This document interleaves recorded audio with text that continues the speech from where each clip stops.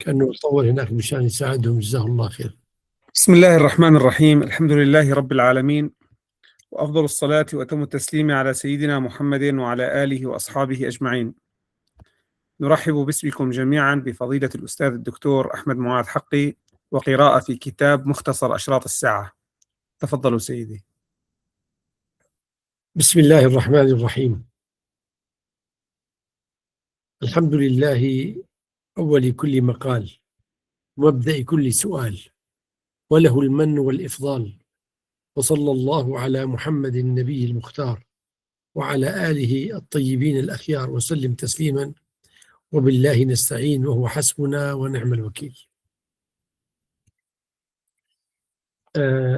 بفضل الله سبحانه وتعالى أنهينا في الدرس الماضي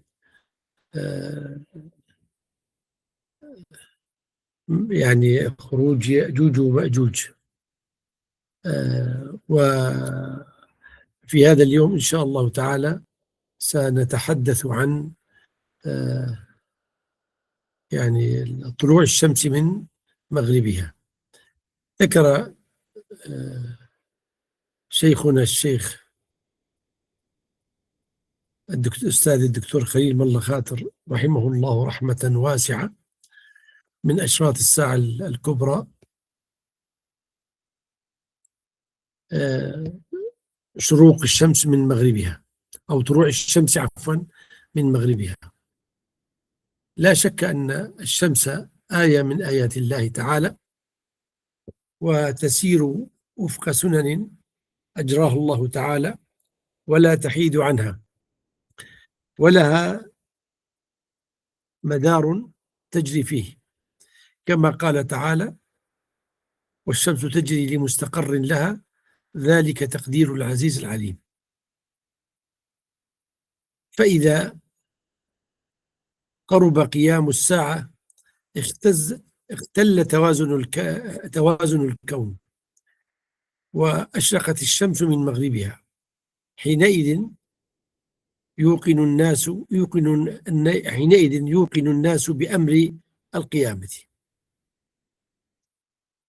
والأحاديث في ذلك كثيرة، ومن ذلك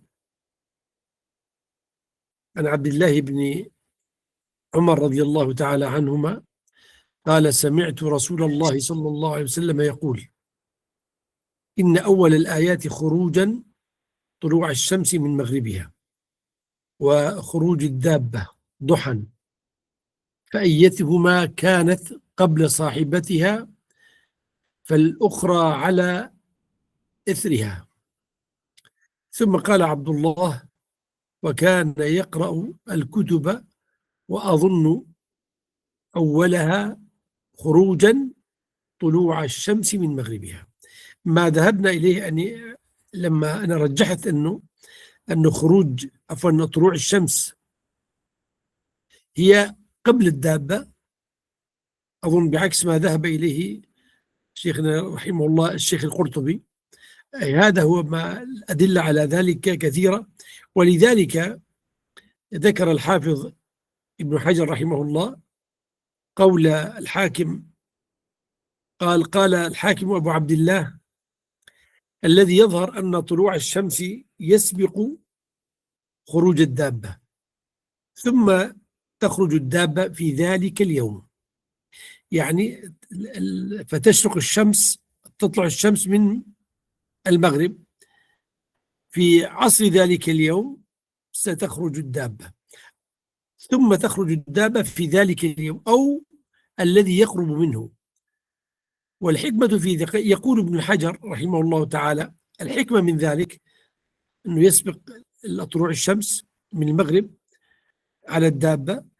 يقول: حكمة في ذلك أن عند طلوع الشمس من المغرب يغلق باب التوبة، فتخرج الدابة تميز المؤمنين من الكافرين تكميلا للمقصود من إغلاق باب التوبة. وهذا يعني ترجيح يعني جميل. يعني عندما تطلع الشمس من المغرب عصر ذلك اليوم، تخرج الدابة لتميز بين المؤمنين والكافرين، حتى أهل الإيمان يتميز عن أهل الكفر فيختم عليه كافر. ف يعني عندما تطلع الشمس من مغربها يعني هذه يأخذ فترة بعد سيدنا عيسى عليه السلام، وانحراف الناس بعد سيدنا عيسى سيكون كأنه ربنا عز وجل لا يمهلهم، لأنه هذه الآيات الباهرة وبعد ذلك يكفرون، يكون العقوبة شديدة وسريعة، فيغلق باب التوبة. قال الله تعالى: هل ينظرون إلا أن تأتيهم الملائكة أو يأتي ربك أو يأتي بعض آيات ربك. هنا سيدنا أبو سعيد الخدري رضي الله تعالى عنه نقل عن سيدنا الرسول صلى الله عليه وسلم في قوله تعالى: أو يأتي بعض آيات ربك، قال: طلوع الشمس من مغربها. والإمام البغوي رحمه الله ذكر أن تفسير قوله تعالى: أو يأتي بعض آيات ربك، قال: طلوع الشمس من مغربها، وهذا عليه أكثر المفسرين. والإمام ابن كثير رحمه الله تعالى فسر قوله تعالى: لا ينفع نفسا إيمانها لم تكن آمنت من قبل، فسر الآية: إذا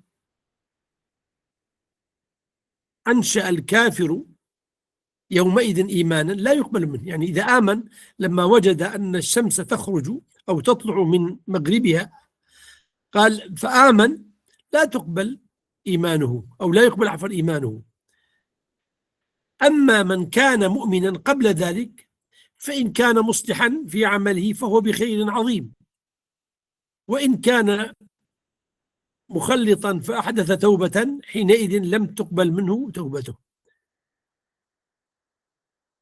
كما دلت عليه الأحاديث المتقدمة.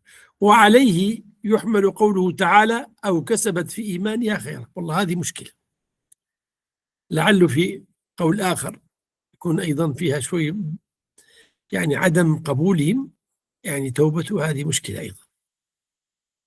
وقال: أو كسبت في إيمانها خيرا، أي ولا يقبل منها كسب عمل صالح إذا لم يكن عاملا به قبل ذلك. والإمام القرطبي جزاه الله خير يعني هذا مريح أكثر، كأنه أشار إلى أنه تقبل توبة عصاة من أمة محمد صلى الله عليه وسلم، وهذا يعني أقرب إلى رحمة الله سبحانه وتعالى بهذه الأمة، لأنه حقيقة ببركة المصطفى صلى الله عليه وسلم يشملنا رحمة الله سبحانه وتعالى، يشملنا رحمة الله سبحانه وتعالى. وعن أبي هريرة رضي الله تعالى عنه في هذا الأمر قال رسول الله صلى الله عليه وسلم: لا تقوم الساعة حتى تطلع الشمس من مغربها، فإذا رآها الناس آمن من عليها، خلص علم أنه الحق، فذاك حين لا ينفع نفسا إيمانها لم تكن آمنت من قبل. يعني هنا لم تكن آمنت من قبل، المؤمن يؤمن الحمد لله من قبل، آمن لكن عنده يعني بعض الذنوب أو بعض المعاصي، فإن شاء الله نسأل الله أن لا يكون ممن يشملهم هذا الحديث. وعنه صلى الله عليه وعنه رضي الله تعالى عنه قال: ثلاث إذا خرجنا لا ينفع نفسا إيمانها لم تكن آمنت من قبل أو كسبت في إيمانها خيرا: طلوع الشمس من مغربها، والدجال، ودابة الأرض. عن صفوان عن ابن عسال رضي الله عنه قال: قال رسول الله صلى الله عليه وسلم: إن من قبل مغرب الشمس بابا مفتوحا عرضه 70 سنة، فلا يزال ذلك الباب مفتوحا للتوبة حتى تطلع الشمس من نحوها، فإذا طلعت من نحوه حتى تطلع الشمس من نحوه، فإذا طلعت من نحوه لم ينفع نفسا إيمانها لم تكن آمنت من قبل أو كسبت في إيمانها خير. طبعا هذا الأمر لا يحدث إلا بعد أن تفشو المعاصي وينتشر المنكر ولا يؤمر بالمعروف، لأن البلاء لا ينزل إلا بعد انتشار الفساد. وربما يعني ينهى عن المعروف ويستولي أهل الكفر على من بقي من أهل الإسلام. والله يا أخي أنا ألاحظ في بعض القضايا في زماننا أنت إذا تكلمت عنها والله ما تستطيع أن تتكلم عنها، لازم أن تواري المسألة وأن تتكلم بلطف ونحن كذا، ولا تجعلها قضية حرام وحلال، لا يريدون لك أن تقول ذلك، نسأل الله السلامة. من أجل ذلك يعني يؤمر بالمنكر وينهى عن المعروف. أمرنا الرسول صلى الله عليه وسلم بالمبادرة بالأعمال الصالحة قبل إغلاق باب التوبة. عن أبي هريرة رضي الله تعالى عنه أن رسول الله صلى الله عليه وسلم قال: بادروا بالأعمال 6: طلوع الشمس من مغربها، أو الدخان، أو الدجال، أو الدابة، أو خاصة أحدكم، أو أمر العامة. وعندما تطلع الشمس من مغربها حينئذ يوقن الناس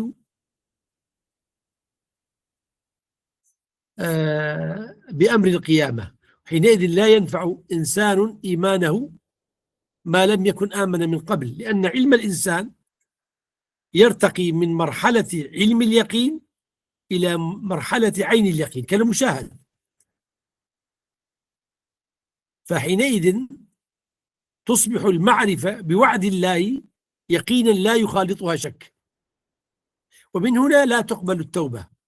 مثله مثل الذي في سكرات الموت سواء بسواء. وليست التوبة للذين يعملون السيئات حتى إذا حضر أحدهم الموت قال إني تبت الآن، والله أعلم. أما يعني الحكمة من طلوع الشمس من مغربها فذكر في هذا العلماء أمرا. الإمام القرطبي ذكر رحمه الله تعالى فقال: الحكمة في طلوع الشمس من مغربها أن إبراهيم عليه السلام قال لنمرود: فإن الله يأتي بالشمس من المشرق فأتي بها من المغرب فبهت الذي كفر والله لا يهدي القوم الظالمين.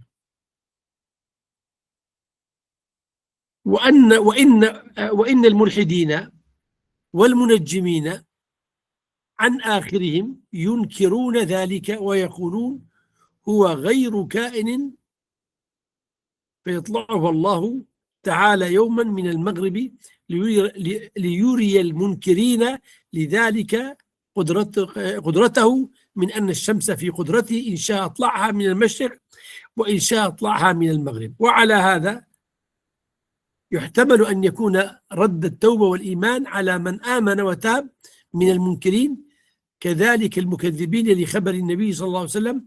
فأما المصدق فإنه تقبل توبته وينفعه إيمانه قبل ذلك.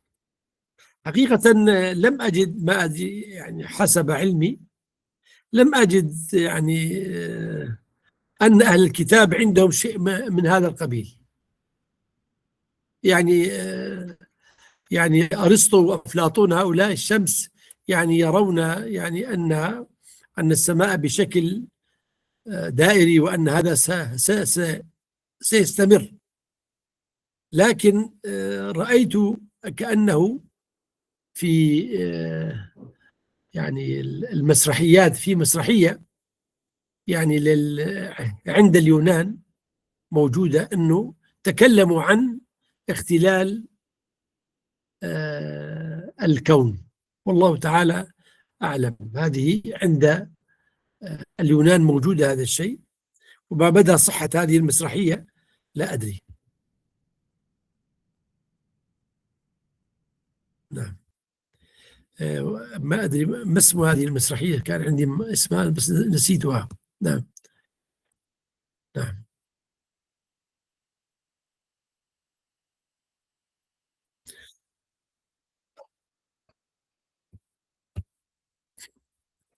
بعد وفاة سيدنا عيسى عليه السلام يرتد الناس بسرعة، فتأتي سلسلة الحوادث العظيمة لتؤكد قرب يوم القيامة باختلال حركتها. ومن ذلك وجدنا كيف طول اليوم عندما يأتي الدجال، فطلوع الشمس من مغربها يأتي بداية سلسلة هذه الحوادث لقرب نهاية العالم. وجاء كما لاحظنا أنه لا يقبل توبة الكافر. والحمد لله هنا يأتي رواية عن سيدنا ابن عباس رضي الله تعالى عنه أنها تقبل يعني توبة المذنب من أمة محمد صلى الله عليه وسلم. أيضا من علامات الساعة خروج الدابة. والدابة جاء ذكرها في القرآن الكريم، وجب الإيمان بها، وهي دابة تعقل وتنطق.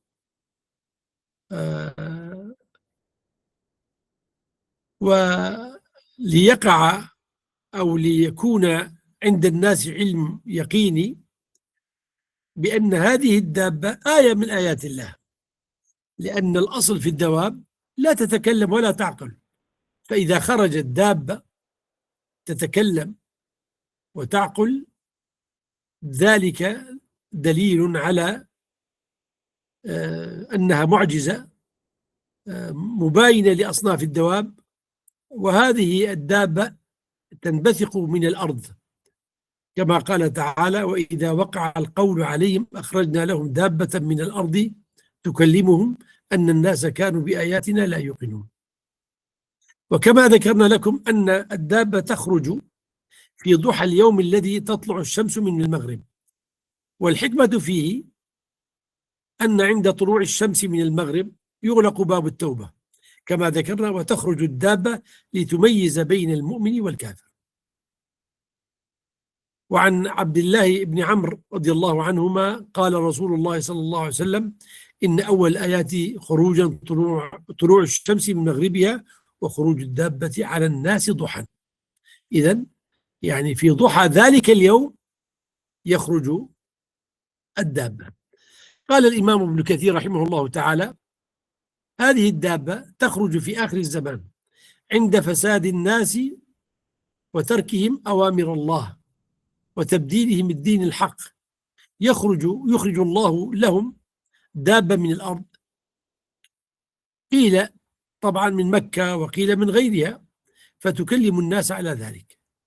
قال الإمام السخاوي رحمه الله تعالى: أما خروج الدابة وخروجها في آخر الزمان من مكة إما من صدع الصفا، وبه جزم غير واحد، أو من المروة، أو من شعب أجياد، أو من بعض أودية تهامة من وراء مكة، أو من مدينة قوم لوط. عن أبي هريرة رضي الله تعالى عنه قال: قال رسول الله صلى الله عليه وسلم: تخرج الدابة معها خاتم سليمان وعصا موسى، فتجلو وجه المؤمن ويختم أنف الكافر بالخاتم، حتى إن أهل الخوان ليجتمعون فيقولون هذا يا مؤمن، ويقول يا هذا يا كافر. هذا الحديث رواه الترمذي وقال هذا حديث حسن، لكن الأرناؤوط رحمه الله تعالى حكم بضعف هذا الحديث لضعف علي بن زيد. نعم. ووفق رواية الحاكم للدابة 3 خرجات، أي أنها تخرج ثم تختفي عن الأنظار عن أبي الطفيل قال كنا جلوسا عند حذيفة فذكرت الدابة فقال حذيفة إنها تخرج خرجات في بعض البوادي ثم تتمكن ثم تخرج في بعض القرى حتى يذعروا حتى يعني حتى تهريق أو تهريق فيها الأمراء الدماء ثم تتكمن قال فبين الناس عند أعظم المساجد وأفضلها وأشرفها إذا ارتفعت الأرض فترتفع الأرض ويهرب الناس ويبقى عامة من المسلمين تقول إنه ليس ينجينا من أمر الله شيء فتخرج فتجلو وجوههم حتى تجعلها كالكواكب الدرية وتتبع الناس جيران في الرباع شركاء في الأموال وأصحاب في الأسفار. يقال الإمام القرطبي رحمه الله وأصح الأقوال يعني في وصفها أنها خلق عظيم يخرج من سطع من الصفا لا يفوتها أحد فتسب المؤمنين فينير وجهه وتكتب بين عينيه مؤمن وتسم الكافر فيسود وجهه وتكتب بين عينيه كافر وليس في وصفها حديث مرفوع نعلمه وإن وردت في ذلك آثار عن السلف يعني اليقين أنه يختم على على بين أنف الكافر جبهته كافر بينما المؤمن أنه فيه جلاء أما مؤمن هذا لم أجد يعني ما أدري حديث ما وجد في ذلك. قال أبو الجوزاء سألت ابن عباس رضي الله تعالى عنهما عن هذه الآية تكلمهم قال كل ذلك تفعل تكلم المؤمن وتكلم الكافر والذي يفهم من الآية أنها تخبر الناس بعد هذه الآيات الكبرى أن الناس لا يوقنون بآيات الله مهما عظم شأنها. قال قتادة في قوله تعالى أخرجنا لهم دابة من الأرض تكلمهم وهي في بعض القراءات تحدثهم يعني بدل تكلمهم تحدثهم. وعن أبي أمامة الباهلي قال تخرج الدابة فتسم الناس على خراطيمهم ثم يعمرون فيكم حتى يشتري الرجل الدابة فيقال ممن اشتريت فيقول من الرجل المخطم المضروب. هذا دليل على أن الذي يخطم هو الكافر دون المؤمن. المؤمن يعني كأنه يعطي وجهه بهاء ونورا. إذن صفة الدابة يعني القول الأول أنها فصيل ناقة صالح وهو أصحها. القول الثاني أنها الثعبان المشرف على جدار الكعبة التي اقتلعها العقاب حين أرادت قريش بناء الكعبة. والقول الثالث يقال إنها الجساسة. القول الرابع وهذا طبعا قول بعض يمكن الشغل الذين يجعلون المعجزات موافقة للقوانين الطبيعية يقول إنها إنسان متكلم يناظر أهل البدع والكفر ويجادلهم ليقيم عليهم الحجة فيهلك من هلك عن بينه ويحيى من حي عن بينه. وعلى هذا لا يكون فيها آية خاصة خارقة للعادة ولا يكون من جملة الآيات الإنسان لا يكون من جملة الآيات العشر التي تسبق يوم القيامة. وفساد هذا القول ظاهر ويخالف أقوال المفسرين فإن الآيات الكبرى هي آيات تخالف السنن الكونية حتى تكون حجة. إما أن يكون إنسانا متكلما يناظر أهل البدع والكفر فلا يخلو منه عصر من العصور يعني من أئمة الهدى وما تقوم بهم الحجة. عن أبي هريرة رضي الله تعالى عنه قال فيما أعلم عن رسول الله صلى الله عليه وسلم إن الله يبعث لهذه الأمة على رأس كل 100 سنة من يجدد لها دينها. فأي مزية للدابة إذا كانت إنسانا حتى تكون من الآيات الكبرى. ومن جهة أخرى إذا خرجت الدابة لم ينفع أحدا إيمانه إذا لم يكن مؤمنا قبل ذلك، بينما لم تغلق باب التوبة بظهور المجددين في الأمة وآخرهم وأعظمهم سيدنا المهدي، بل إن التوبة لم تغلق حتى مع خروج الدجال ونزول عيسى عليه السلام ويأجوج ومأجوج، وهي آيات كبرى. فكيف يغلق باب التوبة بإنسان يناظر أهل البدع والكفر؟ هل هناك من هو أعلم، يعني يأتي من هو أعلم من عيسى عليه السلام؟ نعم، هذا بصاحب حجة.